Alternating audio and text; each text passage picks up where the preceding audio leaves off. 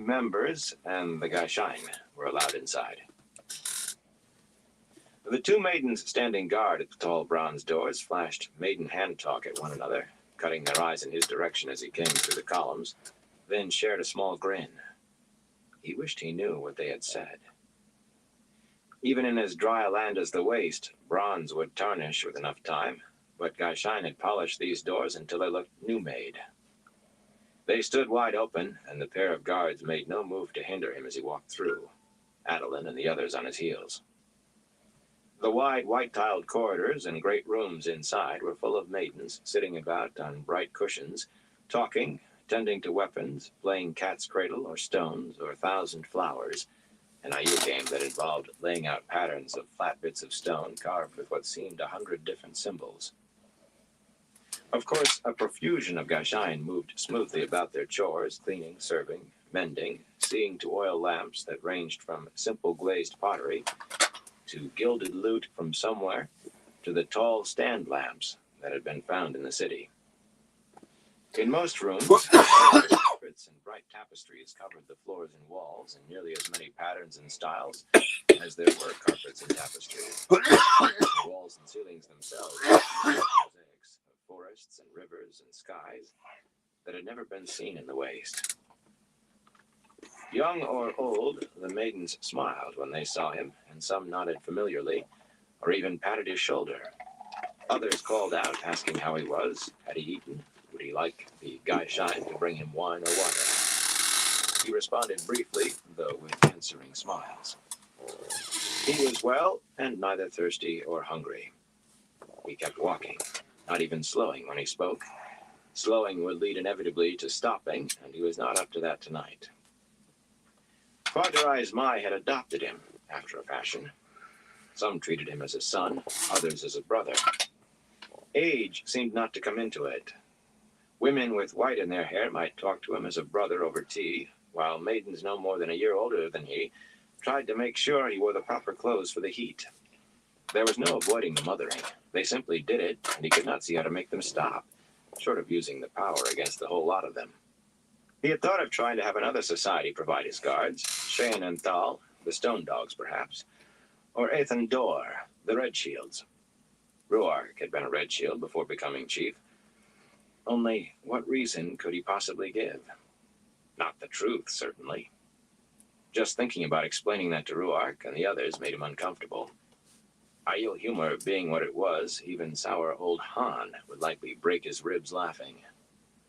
Any reason at all would probably offend the honor of every last maiden. At least they rarely mothered him except under the roof, where there was no one to see but themselves, and Gaishain, who knew better than to speak of anything that happened there. The maidens, he had once said, carried. Everyone remembered that, and the maidens were as proud of it as if he had given them all thrones. But it had turned out that they carried it in a manner they chose.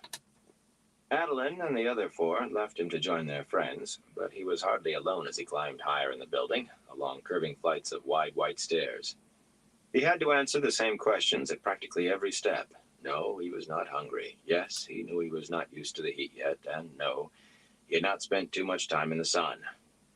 He bore it all patiently, but he did heave a sigh of relief when he reached the second story above the huge window. Here, there were no maidens and no Gaishain in the broad hallways or on the stairs that led on upward. The bare walls and empty chambers emphasized the absence of people. But after traversing the floors below, he found solitude a blessing. His bedroom was a windowless chamber near the center of the building, one of the few that was not huge, though its ceiling still reached high enough to make height the room's longest dimension. What it had been meant for originally, a mosaic of vines around the small fireplace was the only ornamentation. A servant's room, he would have said, but servants' rooms did not have a door sheathed in bronze, however plain, that he pushed most of the way shut. Gaishain had polished the metal to a dull gleam. A few tasseled cushions lay scattered on the blue floor tiles for sitting, and a thick pallet atop bright layered rugs for sleeping. A simple blue-glazed pitcher of water and a dark green cup sat on the floor near the bed. That was it. except for 2 3-pronged stand lamps, already lit, and a pace-high pile of books in one corner. With a tired sigh, he lay down on the pallet, still in his coat and boots. No matter how he shifted, it was not much softer than sleeping on the bare floor. The night's chill was already seeping into the room, but he did not bother to light the dried cow dung on the hearth. He was readier to face the cold than the smell. Asmodean had tried to show him a way to keep the room warm. Simple, but something the man did not have enough strength to do himself. The one time Rand had tried it, he had awakened in the middle of the night, gasping for breath, while the edges of the rugs smoldered from the heat of the floor. He had not made another attempt. He had chosen this building for his quarters because it was whole and near to the plaza.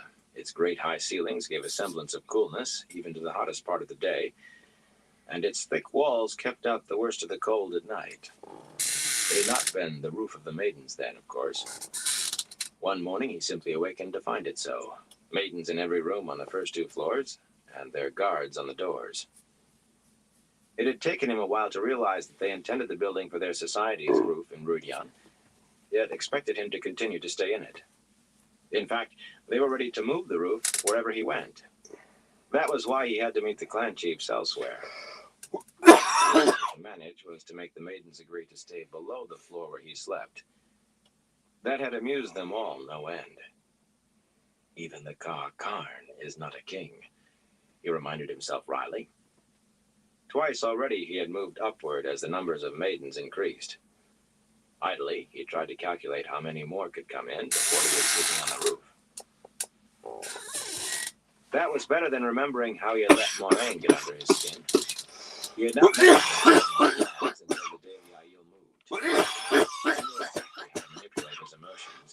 He said more than he wanted to. I never used to get so. Why is it so hard to hold on to my temper? Well, there was nothing she could do to stop him.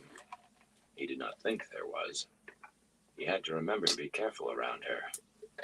His increasing abilities occasionally made him careless toward her, but if he was far stronger, she still knew more than he, even with Asmodean's teaching. In letting Asmodean know his plan was more important than revealing his intentions to the Aes Sedai.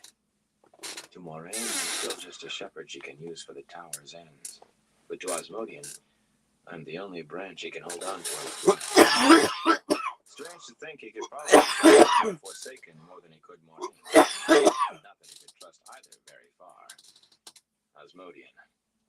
If his bonds to the Dark One had shielded him from the taint on Saidin, there had to be another way to do it.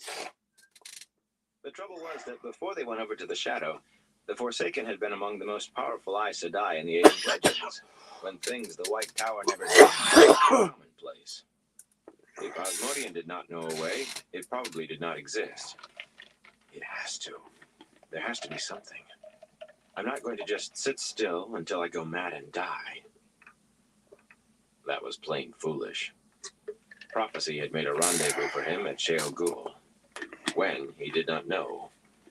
But afterward, he would not have to worry about going mad any longer. He shivered and thought about unfolding his blankets.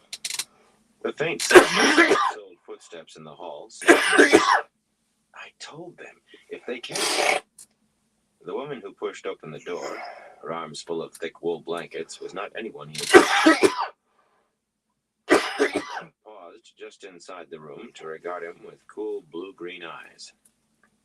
A more than pretty woman, of an age with him, she had been a maiden until she gave up the spear to become a wise one, not very long ago. Her dark reddish hair still came well short of her shoulders and hardly needed the folded brown scalp on her face. She seemed a bit awkward with her brown shawl, a bit impatient with her full gray skirts. He felt a stab of jealousy at the silver necklace she wore, an elaborate string of intricately worked discs, each different. Who gave her that? She would not have chosen it herself. She did not seem to like jewelry.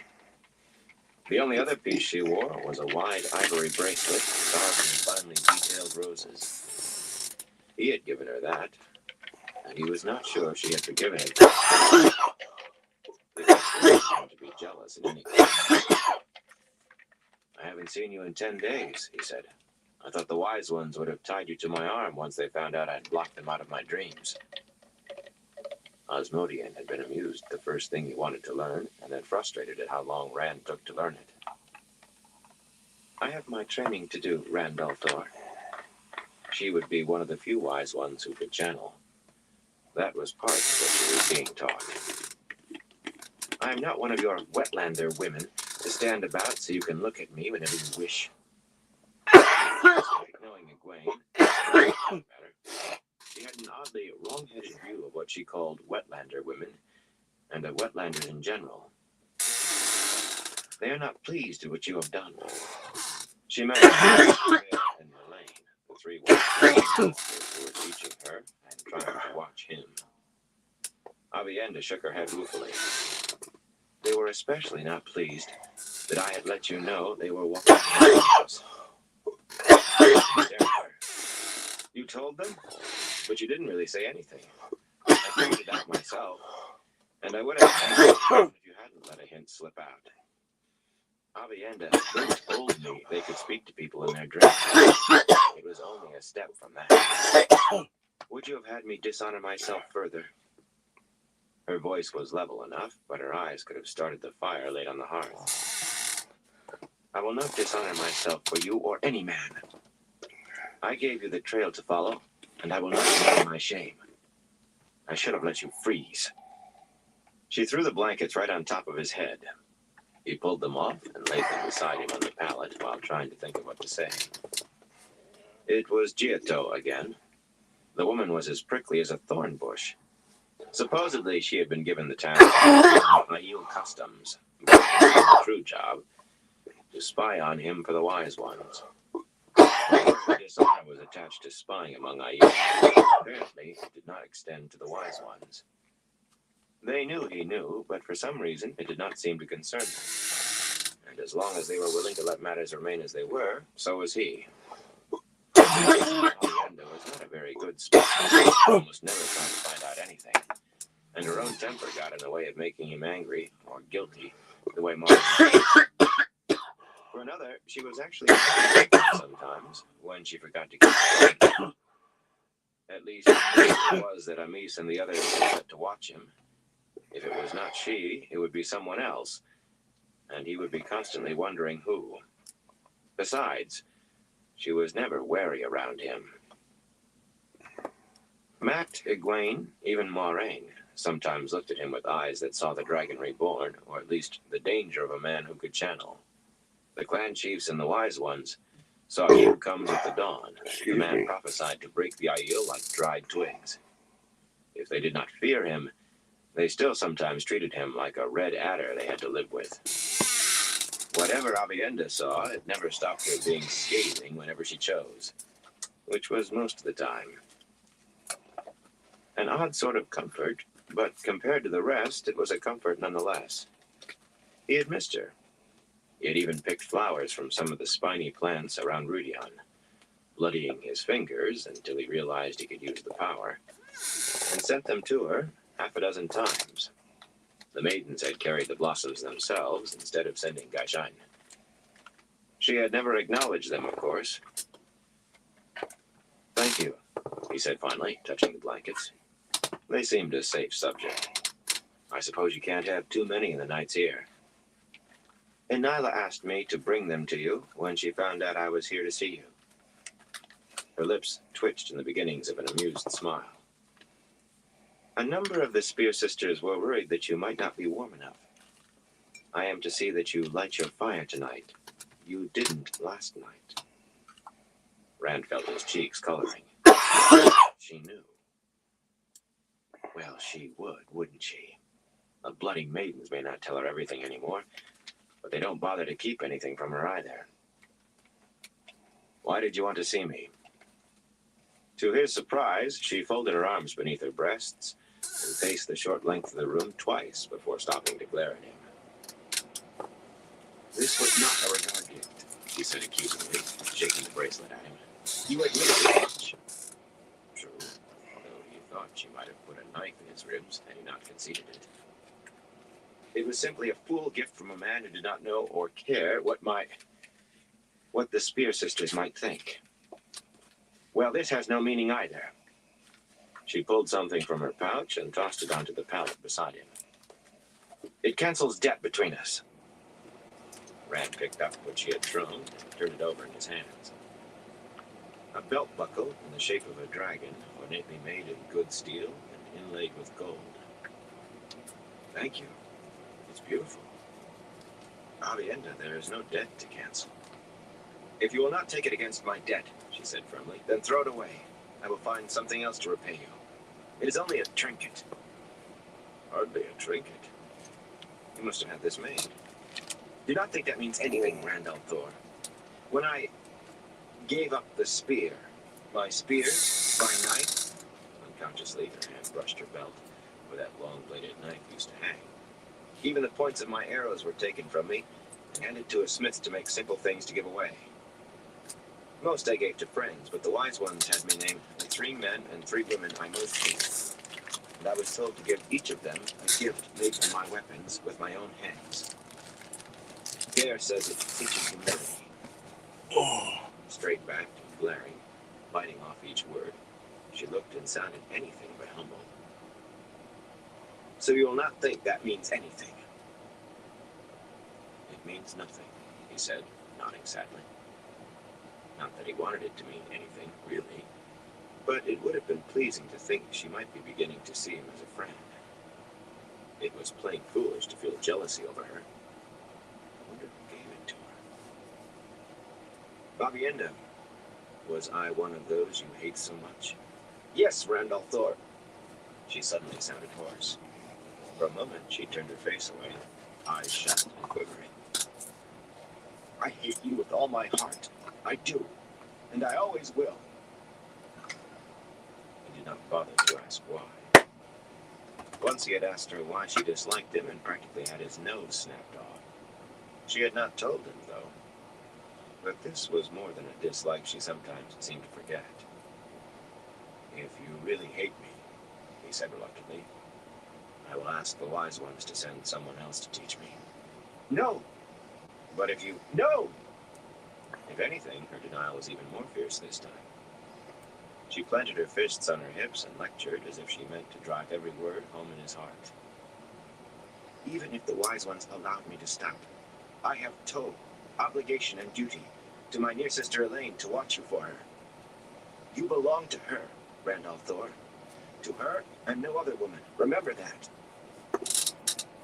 He felt like throwing up his hands. At least this time she was not describing to him how Elaine looked without any clothes. Some Aiel took even more getting used to than others. He sometimes wondered if she and Elaine had agreed on this watching between them. He could not believe it, but then again, even women who were not Aiel were odd as often as not. More than that, he wondered who Avienda was supposed to be protecting him from. Except for the maidens and the wise ones, Aiel women seemed to look at him half as prophecy made flesh, and thus not really flesh at all, and half as a blood snake loose among children. The wise ones were nearly as bad as Moraine when it came to trying to make him do what they wanted, and the maidens he did not want to think about. The whole thing made him furious. Now you listen to me. I kissed Elaine a few times, and I think she enjoyed it as much as I did. But I have not promised to anyone. I'm not even sure she wants that much from me anymore. In the space of a few hours, she had written him 2 letters. One called him the dearest light of her heart before going on to make his ears burn, while the other named him a cold-hearted wretch she never wanted to see again, and then proceeded to rip him up one side and down the other. Better than Avienda ever had. Women were definitely odd. I don't have time to think about women anyway. The only thing on my mind is uniting the Aiel, even the Shaido if I can.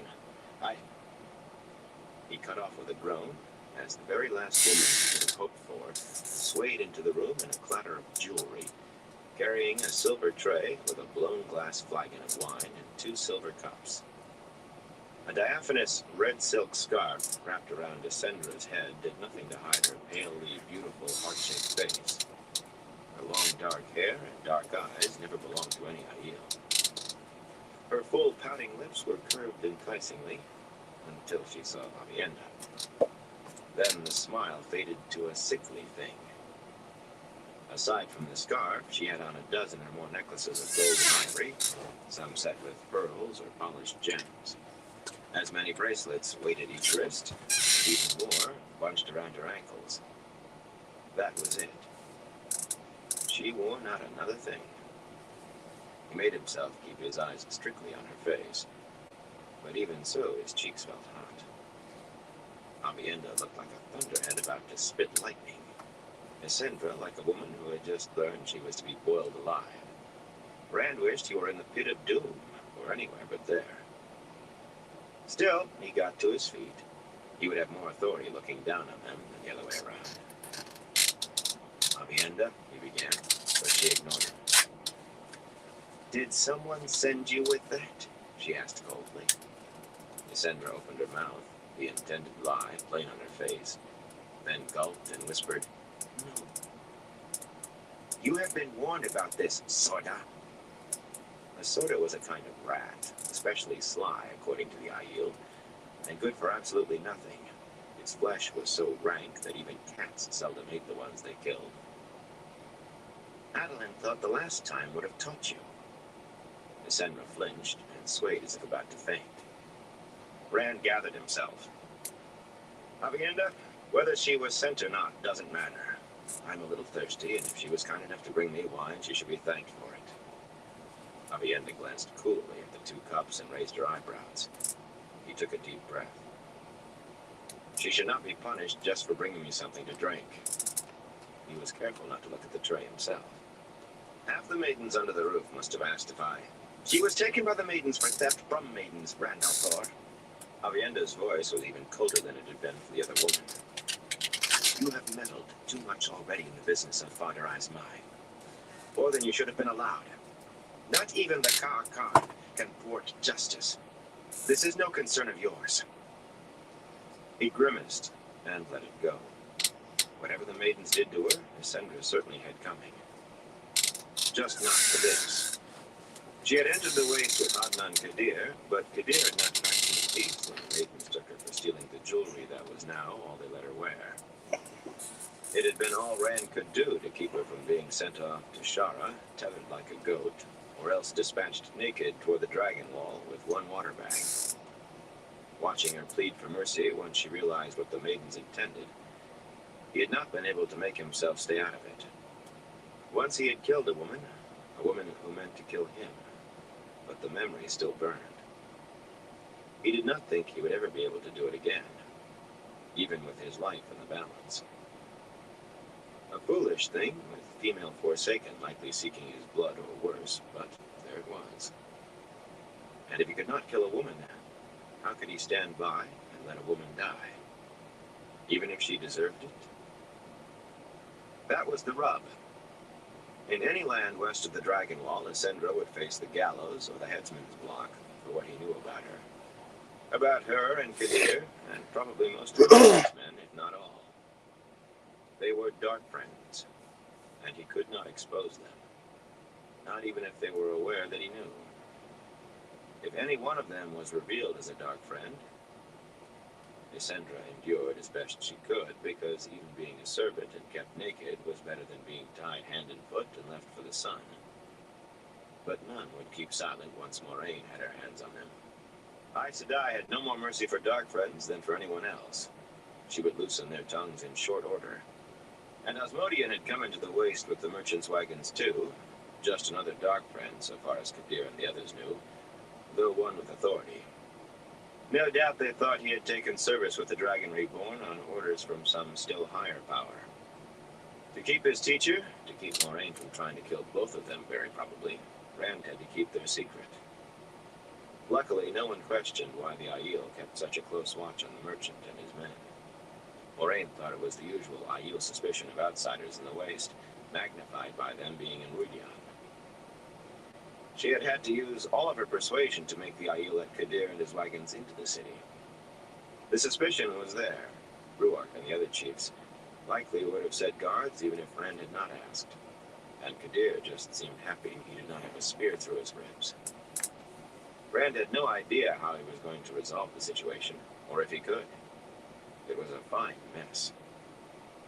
In Gleeman's stories, only villains got caught in a cleft stick like this.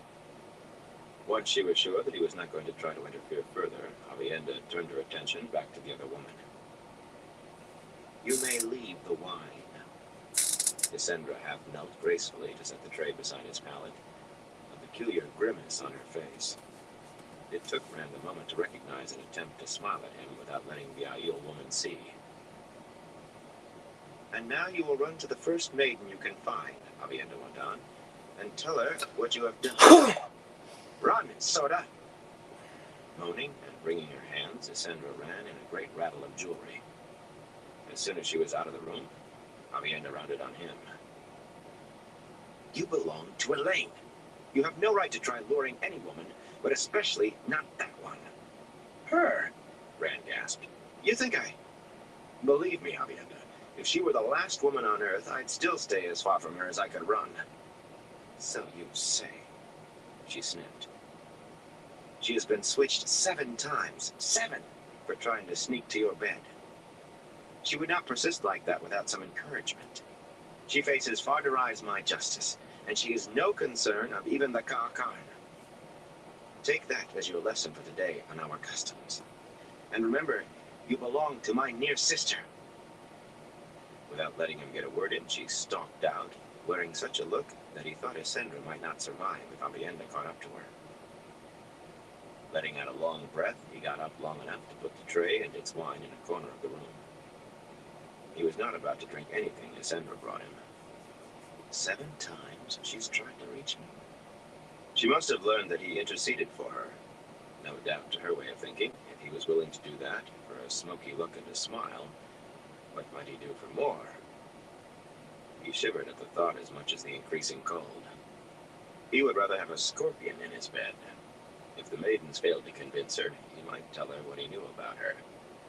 That should put an end to any schemes. Snuffing the lamps, he crawled onto his pallet in the dark, still booted and fully dressed, fumbled around until he pulled all of the blankets over him. Without the fire, he suspected he really would be grateful to Avienda before morning. Setting the wards of spirit that shielded his dreams from intrusion was almost automatic to him now, but even as he did it, he chuckled to himself. He could have gotten into bed and then put out the lamps with the power. It was the simple things that he never thought of doing with the power. For a time, he lay waiting for his body's heat to warm the inside of the blankets. How the same place could be so hot by day and so cold by night was beyond him. Sticking one hand under his coat, he fingered the half-healed scar on his side. That wound, the one that Moraine could never completely heal, was what would kill him eventually. He was sure of it. His blood on the rocks of Shale Ghul. That was what the prophecies said. Not tonight. I won't think of that tonight. I have a little time yet. But if the seals can be shaved with a knife now, do they still hold as strongly? No, not tonight. The inside of the blankets was becoming a little warmer, and he shifted around, trying and failing to find a comfortable way to lie. I should have washed, he thought drowsily. Egwene was probably in a warm sweat tent right that minute. Half the time he used one, a fistful of maidens tried to come in with him, and nearly rolled on the ground laughing when he insisted on them staying outside. It was bad enough having to undress and dress in the steam. Sleep finally came, and with it, safely protected dreams, safe from the wise ones or anyone else. Not protected from his own thoughts, though. 3 women invaded them continually. Not Cassandra, except in a brief nightmare that nearly woke him. By turns, he dreamed of Elaine, and Min, and Avienda. By turns, and together. Only Elaine had ever looked at him as a man, but all 3 saw him as who he was, not what he was. Aside from the nightmare, they were all pleasant dreams. Chapter 5. Among the Wise Ones. Standing as close as she could to the small fire in the middle of the tent, Egwene still shivered as she poured water from the generous tea kettle into a wide blue-striped bowl. She had lowered the sides of the tent, but cold seeped through the colorful layered rugs covering the ground, and all the fire's heat seemed to rush up and out of the smoke hole in the middle of the tent roof, leaving only the smell of the burning cow dung. Her teeth wanted to chatter. Already the steam from the water was beginning to fade. She embraced saidar for a moment and channeled fire to heat it more. Amis or Bear would probably have washed in it cold, though in fact they always took sweat baths. So I'm not as tough as they are. I did not grow up in the waste. I don't have to freeze to death and wash in cold water if I don't want to. She still felt guilty as she lathered a cloth with a piece of lavender-scented soap bought from Hadnan Kader. The wise ones had never asked her to do differently, but it still felt like cheating. Letting go of the true source made her sigh with remorse. Even trembling with cold, she laughed softly at her own foolishness. The wonder of being filled with the power, the wondrous rush of life and awareness, was its own danger. The more you drew on saidar, the more you wanted to draw, and without self-discipline, you eventually drew more than you could handle, and either died or stilled yourself, and that was nothing to laugh at. That's one of your biggest faults, she lectured herself firmly. You always want to do more than you're supposed to. You ought to wash in cold water. That would teach you self-discipline. Only there was so much to learn, and it sometimes seemed a lifetime would be too short to learn it.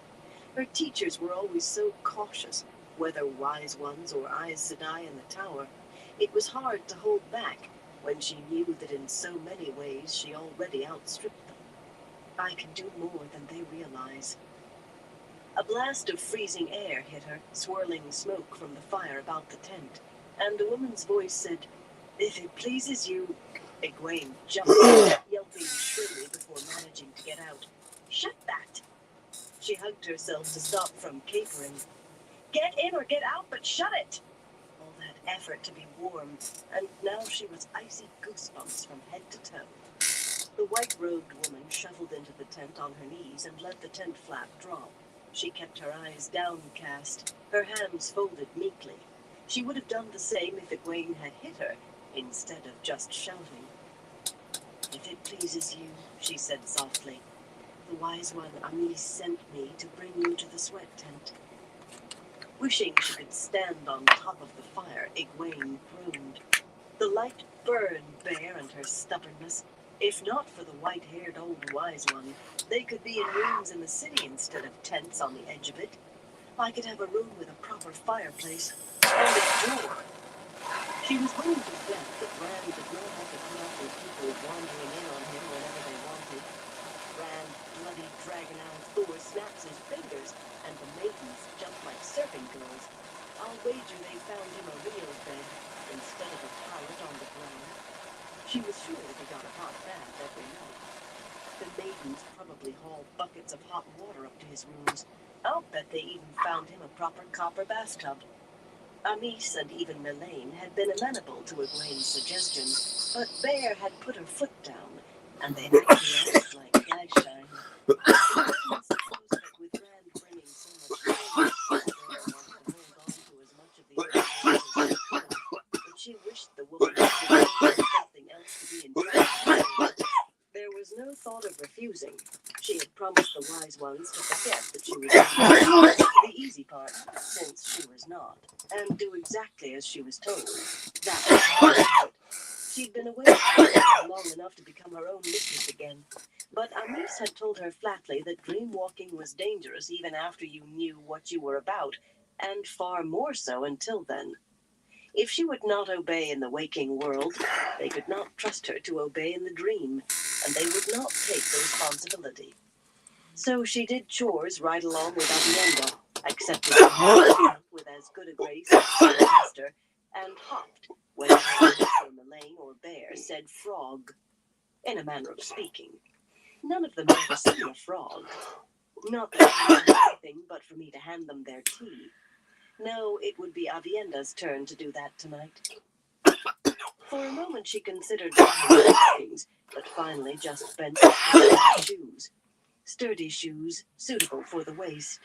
She rather regretted the silk slippers she had worn in Tyr. "What is your name?" she asked, trying to be companionable. "Corinne," was the docile reply. Corinne sighed. She kept trying to be friends with the Geishine, but they never responded. Servants were one thing she had not had a chance to get used to, though of course Geishine were not precisely servants. "You were a maiden?" A quick, fierce flash of deep blue eyes told her that her guess was correct. Just as quickly they lowered again. "I am Geishine. Before and after are not now, and only now exists. What is your sept and plan?"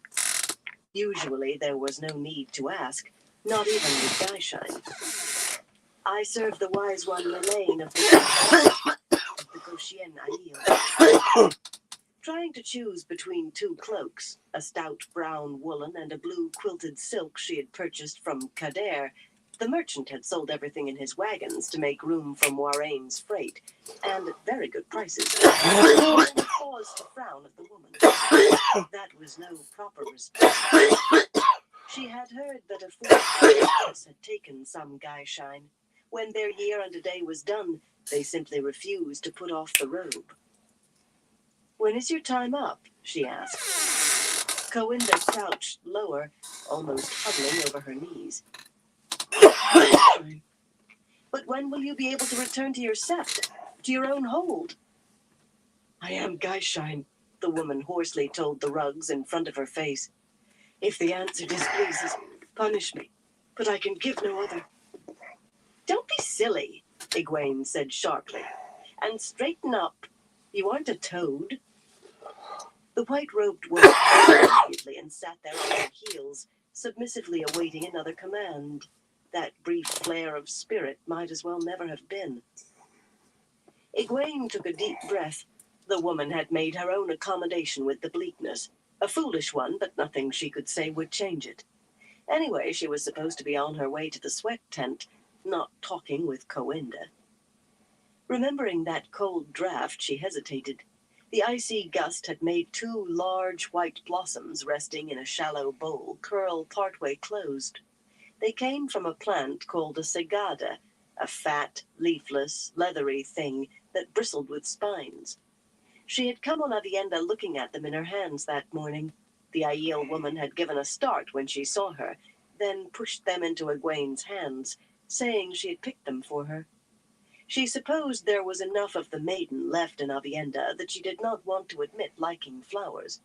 Though, come to think of it, she had seen the occasional maiden wearing a blossom in her hair or on her coat. "You are just trying to put it off. Now stop being a silly woolhead. You are being as foolish as Coinda." "Lead the way," she said, and just had time to swing the woolen cloak around her nakedness before the woman swept open the tent flap for her, and for the bone-chilling night. Overhead, the stars were crisp points in the darkness, and the three-quarter moon was bright. The Wise One's camp was a cluster of 24 low mounds, not 100 paces from where one of Rui Dian's paved streets ended in hard, cracked clay and stones. Moon shadows turned the city into strange cliffs and crags. Every tent had its flaps down, and the smells of fires and cooking blended to fill the air. The other Wise Ones came here for almost daily gatherings, but they spent nights with their own septs. Several even slept in Rhuidean now, but not Bear. This was as close to the city as Bear had been willing to come. If Rand had not been there, doubtless she would have insisted on making camp in the mountains. Egwene held the cloak tight with both hands and walked as fast as she could.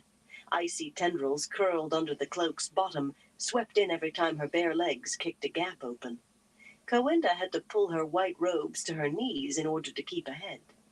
Egwene did not need the Geishine's guidance, but since the woman had been sent to bring her, she would be shamed and maybe offended if not allowing to. Clenching her teeth to keep them from chattering, Egwene wished the woman would run. The sweat tent looked like any other, low and wide, with the flaps lowered all around, except that the smoke hole had been covered. Nearby, a fire had burned down to glowing embers scattered over a few rocks the size of a man's head. There was not enough light to define the much smaller shadowed mound beside the tent entrance, but she knew it was women's clothes. Taking one deep, chilling breath, she hurriedly scuffed off her shoes, let her cloak drop, and all but dove into the tent. An instant of shuddering cold before the flap fell shut behind her, then steamy heat clamped down, squeezing out sweat that covered her in an instant sheen, while she was still gasping and shaking. The three wise ones who were teaching her about dream-walking sat sweating unconcernedly, their waist-length hair hanging damply. Bear was talking to Melaine, whose green-eyed beauty and red-gold hair made a sharp contrast to the older woman's leathery face and long white tresses. Amis was white-haired too, or perhaps it was just so palely yellow that it seemed white, but she did not look old. She and Melaine could both channel. Not many wise ones could, and she had something of the Aes Sedai look of agelessness about her. Moiraine, seeming slight and small beside the others, also looked unruffled, although sweat rolled down her pale nudity and slicked her dark hair to her scalp, with a regal refusal to acknowledge that she had no clothes on. The wise ones were using slim, curved pieces of bronze called styra to scrape off sweat and the day's dirt. Aviendha was squatting sweatily beside the big black kettle of hot, sooty rocks in the middle of the tent, carefully using a pair of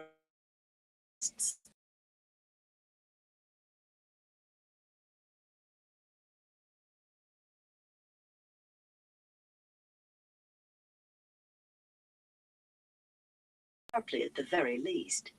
The next time the wise ones met in the sweat tent, it would be Egwene's turn to tend the rocks. Egwene cautiously sat down cross-legged next to Bear. Instead of layered rugs, there was only rocky ground, unpleasantly hot, lumpy, and damp, and realized with a shock that Aviendha had switched, and recently. When the Aiel woman gingerly took her own place beside Egwene, she did so with a face as stony as the ground, but a face that could not hide her flinch. This was something Egwene did not expect. The wise ones exacted a hard discipline, harder even than the tower, which took some doing, but Aviendha worked at learning to channel with a grim determination. She could not dream walk, but she surely put as much effort into absorbing every art of a wise one as she could ever have put into learning her weapons as a maiden. Of course, after she confessed to letting Rand know about the wise ones watching his dreams, they had made her spend 3 days digging shoulder-deep holes and filling them in again. But that was one of the few times Aviendha had ever seemed to put a foot wrong. Amis and the other two had held her up to Egwene so often as a model of meek obedience and proper fortitude that sometimes Egwene wanted to shriek, even if Aviendha was a friend. "You took long enough in coming," Bear said grumpily, while Egwene was still gingerly searching for a comfortable seat. Her voice was thin and reedy, but a reed of iron.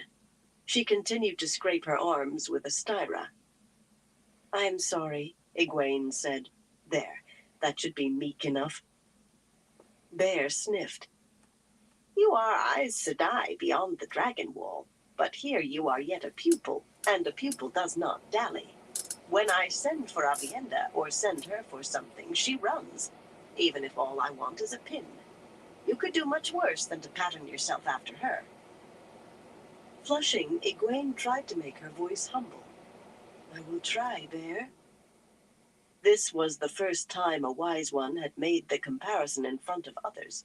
She sneaked a glance at Aviendha and was surprised to find her looking thoughtful. Sometimes she wished her near sister were not always such a good example. "The girl will learn, Bear, or she will not," Melaine said irritably. "Instruct her in promptness later, if she still needs it." No more than 10 or 12 years older than Aviendha, she usually sounded as if she had a burr under her skirts. Maybe she was sitting on a sharp rock. She would not move if she was. She would expect the rock to move. "I tell you again, Moiraine," said I, "the Aiel follow he who comes with the dawn, not the White Tower." Obviously, Egwene was meant to pick up what they were talking about as they went on. It may be, Amis said in a level voice, that the Aiel will serve the Aes Sedai again, but that time has not come yet, Moiraine Sedai. Her scraping barely paused as she eyed the Aes Sedai calmly. It would come, Egwene knew, now that Moiraine was aware that some of the Wise Ones could channel. Aes Sedai would be journeying into the Waste to find girls who could be taught, and would almost certainly be trying to take any Wise One with the ability back to the tower, too. Once she had worried about the Wise Ones being browbeaten and dominated, hauled away whenever they wanted. Aes Sedai never let any woman who could channel run free of the tower for long. She did not worry any more, though the Wise Ones themselves seemed to. Amis and Melaine could match any Aes Sedai will for will, as they showed every day with Moiraine. Bear could very likely make even Swan Sanche jump through hoops, and Bear could not even channel. For that matter, Bear was not the strongest-willed Wise One. That honor went to an even older woman, Cerilia, of the Jara sept of the Charine Aiel. The Wise One of Shende Hold could channel less than most novices, but she was as likely to send another Wise One on an errand as a Guyshine. And they went. No, there was no reason to distress herself over Wise Ones being bullied. "It is understandable that you wish to spare your lands," Bear put in. "But Rand al'Thor obviously does not mean to lead us to punish. No one who submits to he who comes with the dawn and the Aiel will be harmed." So that was it, of course.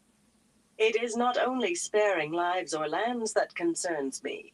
Moiraine made wiping sweat from her brow with one finger into a queenly gesture, but her voice sounded nearly as tight as Melaine's. "If you allow this, it will be disastrous. Years of planning are coming to fruition, and he means to ruin it all." "Plans of the White Tower," Amis said, so smoothly she might have been agreeing. "Those plans have nothing to do with us. We and the other Wise Ones must consider what is right for the Aiel. We will see that the Aiel do what is best for the Aiel." Egwene wondered what the clan chiefs would say about that. Of course, they frequently complained that the Wise Ones meddled in matters that were not theirs, so perhaps it would not come as a surprise. The chiefs all seemed to be hard-willed, intelligent men, but she believed they had as much chance against the combined Wise Ones as the village council back home did against the Women's Circle. This time, though, Moiraine was right. "If Rand," she began, but Bear stepped on her firmly. "We will hear what you have to say later, girl. Your knowledge of Rand al'Thor is valuable, but you will hold your peace and listen until you are bidden to speak. And stop looking sullen, or I will dose you with blue spine tea." Egwene grimaced. Respect for the Aes Sedai, though a respect between equals, included but little for the pupil, even one they believed was Aes Sedai. She kept her tongue still in any case. Bear was capable of sending her to fetch her herb pouches and telling her to brew the incredibly bitter tea herself. It had no purpose at all except to cure sullenness or sulkiness, or whatever else a Wise One might find disfavor with, which it did by taste alone. Aviendha gave her a comforting pat on the arm. "You believe it will not be a catastrophe for the Aiel as well?" It must have been difficult to sound as cool as a winter stream when you glistened from head to foot with condensed steam and your own sweat, but Moiraine apparently had no difficulty. "It will be the Aiel War all over again. You will kill and burn and loot towns as you did then until you have turned every man and woman against you." "The 5th is our due, Aes Sedai," Melaine said, throwing her long hair back over her shoulders so she could work a styra across a smooth shoulder. Even heavy and damp with the steam, her hair glistened like silk. "We took no more even from the tree killers."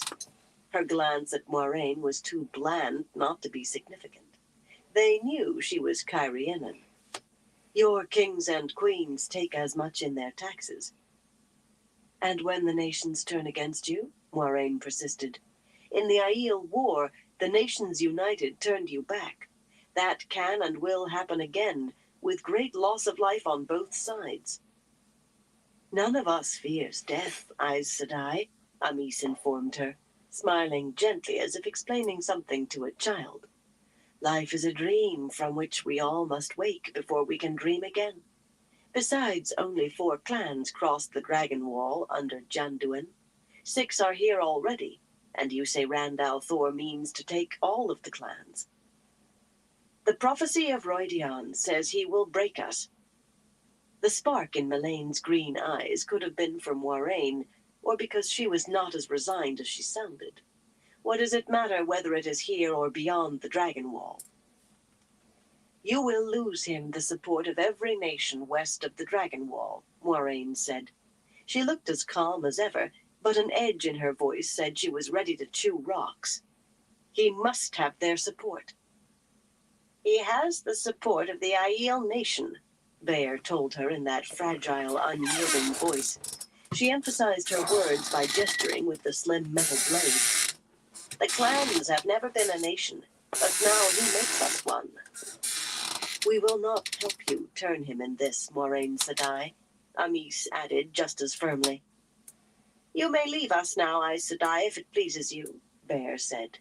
We have discussed what you wish to discuss as much as we will tonight. It was politely said, but a dismissal all the same. I will leave you, Moiraine replied, once again all serenity. She sounded as though it were her suggestion, her decision. By this time she was used to the Wise Ones making it clear they were not under the Tower's authority. I have other matters to see to. That much had to be the truth, of course. Very likely something concerning Rand. Egwene knew better than to ask. If Moiraine wanted her to know, she would tell her, and if not, she would be handed some slippery bit of Aes Sedai avoidance of a lie, or else be told bluntly that it was none of her business. Moiraine knew that Egwene Sedai of the Green Aja was a fraud. She tolerated the lie in public, but otherwise she let Egwene know her proper place whenever it suited her. As soon as Moiraine had gone in a burst of cold air, Amis said, Avienda, pour the tea. The young Aiel woman gave a startled jerk, and her mouth opened twice before she said faintly, I must brew it yet. With that she scurried out of the tent on all 4s. The second blast from outside dimmed the steam. The Wise Ones exchanged looks that were almost as surprised as Avienda's, and Egwene's. Avienda always did even the most onerous chores efficiently, if not always with good grace. Something must be troubling her greatly to make her forget a thing like making tea. The Wise Ones always wanted tea. More steam, girl, Melaine said. That was her, Egwene realized, with Avienda gone. Hurriedly splashing more water on the rocks, she channeled to heat the stones further, and the kettle, until she heard stones cracking, and the kettle itself radiated heat like a furnace. The Aiel might be used to leaping from roasting in their own juices to freezing, but she was not. Hot, thick clouds rolled up to fill the tent. Amis nodded approvingly. She and Melaine could see the glow of saidar surrounding her, of course, though she herself could not. Melaine merely went on scraping with her styra. Letting go of the true source, she sat back and leaned close to Bear to whisper, Has Avienda done something very wrong? She did not know how Avienda would feel about it, but she saw no reason to embarrass her, even behind her back. Bear had no such compunctions. You mean her stripes, she said in a normal voice. She came to me and said she had lied twice today, though she would not say to whom or about what. It was her own affair, of course, so long as she did not lie to a Wise One, but she claimed her honor required that a toe must be met. She asked you to? Egwene gasped, but could not finish. Bear nodded as if it were not very much out of the ordinary at all. I gave her a few extra for troubling me with it. If a G was involved, her obligation is not to me.